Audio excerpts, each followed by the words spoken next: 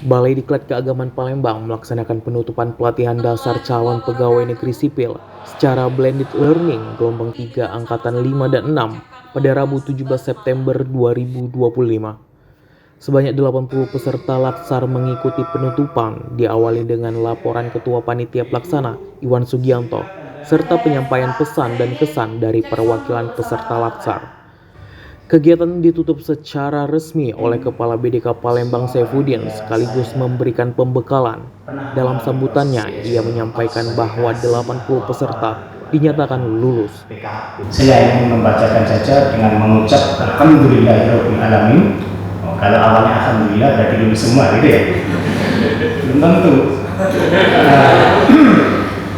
Ya, kabar baik buat Anda angkatan 5 dan 6 semuanya dinyatakan lulus 100%.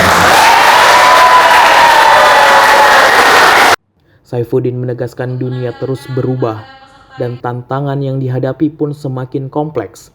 Oleh karena itu, ASN tidak bisa hanya mengandalkan ilmu yang sudah didapat sebelumnya.